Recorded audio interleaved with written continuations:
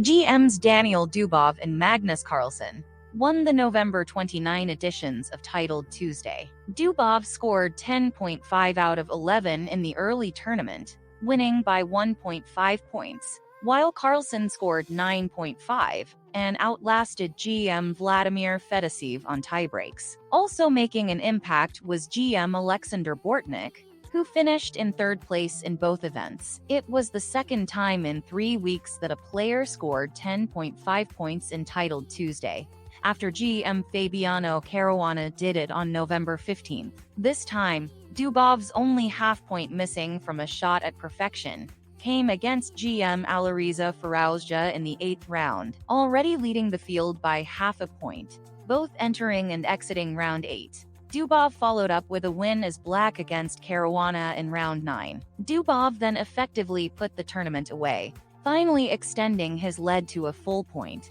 by defeating Bortnik in his Alekhine defense in round 10. Dubov's lead only increased by defeating Fedosiev in the final round, while Farauzja and Xiong drew their game. In a 5-way tie on 9 points, Farauzja emerged with the best tiebreak score. He didn't lose a game, but made 4 draws, including 3 in the final 4 rounds. The only exception was a 9th-round win over GM Dmitry Andrikhin in a wild opposite-side castling affair. Dubov earned $1,000 with the crushing performance. Farauzja won $750 in second place, and Bortnik $350 in third. Also winning prizes were Xiong with $200 in fourth place, GM Nijit Abasov $100 in 5th, and WFM Daria Urasova $100, as the highest-scoring woman performer, with 7 out of 11. Dubov ended up with the day's more dominant victory,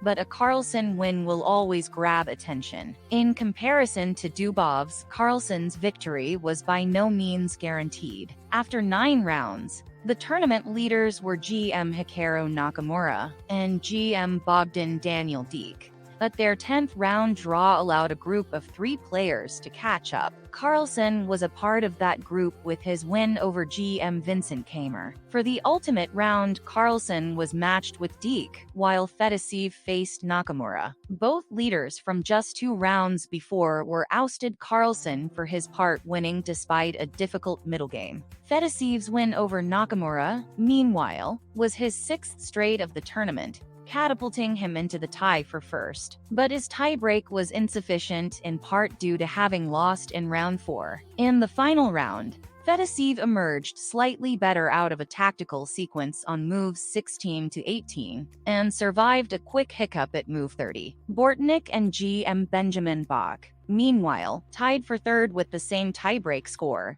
and thus split the prizes. Carlson took home $1,000 for the victory, while Fedosiev settled for $750 for second place. Bortnik and Bach each won $275, giving Bortnik a $625 total for the day. Deek won $100, with the best tiebreak out of 7 players on 8.5 points to finish 5th, while WFM Varvara Polyakova won the $100 women's prize, with a 6.5 out of 11 score. GM Levin Aronian defeated GM Dmitry Andrikhin in the 2022 Speed Chess Championship in an electrifying duel on Wednesday. The match between these 2 exceptional grandmasters was loaded with imaginative play and rivalrous chess, to culminate in a sensational finale. GM Magnus Carlson will face GM Gukishti in the next round of 16 match on December 6. Aronian drew the first blood, breaking Andrikhin's attempt at a fortress in a rook versus knight ending. Game 4 was a thrilling battle where both sides fought to be the one sacrificing pieces to hunt down the enemy king. For much of the match, Aronian's profound understanding of the position clashed with the quick time controls, leading to missed opportunities, especially against an opponent as resourceful and fast as Andrikhin. In Game 7, Aronian played a masterful positional game. It later overlooked a tactic, just as he was about to cash in, and win a pawn he'd worked for 10 moves to gain. Aronian ended the segment with a 1-point lead, winning a cold-blooded last game by allowing Andrican to rip open his kingside and fearlessly warding off his threats. In the second game of the 3+1, Andrican played a glorious queen sacrifice, allowing his 2 bishops and rook to break through on the kingside. Yet Aronian's king managed to sneak away unscathed. In the next game, Andrican struck back with an unexpected tactical idea. Andrican closed out the 3+1 segment with a 5-game winning streak, giving him a 3-point lead heading into the bullet. Entering the 1+1 portion down 3 points, Aronian faced a huge challenge in trying to ignite a comeback in the time control considered to be most in favor of his opponent. Out of the gate, Aronian showed that he was up for the challenge. In Game 1, he outpaced Andrican so much that he exited the opening 30 seconds ahead, following Nakamura's approach that good moves fast are better than perfect moves slow. Although the former World Blitz champion gained his advantage on the clock at the cost of a slightly worse position, he gradually fought back on the board, while maintaining his huge time edge, and won the ending beautifully. In Game 6, Aronian tied up the score, showing us that one doesn't reach his caliber without developing some serious resilience. With less than 7 minutes left on the match clock, the match started anew. In the penultimate game, Andrican flagged Aronian in an otherwise drawn position, putting the 4th highest ranked player in history in a must-win position. Aronian came through, dismantling Andrican's surprise French defense, which he pulled out for the first time in the match, and sending the match into a playoff. After 3 bullet playoff games, these incredible fighters found themselves tied yet again,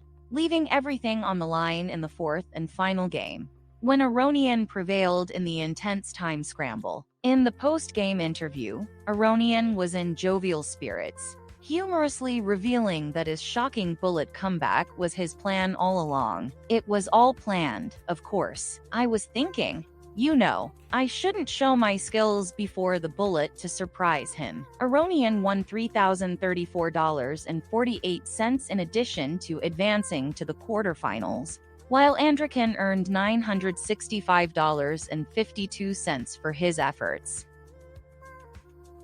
Don't forget to like and subscribe for more daily chess news.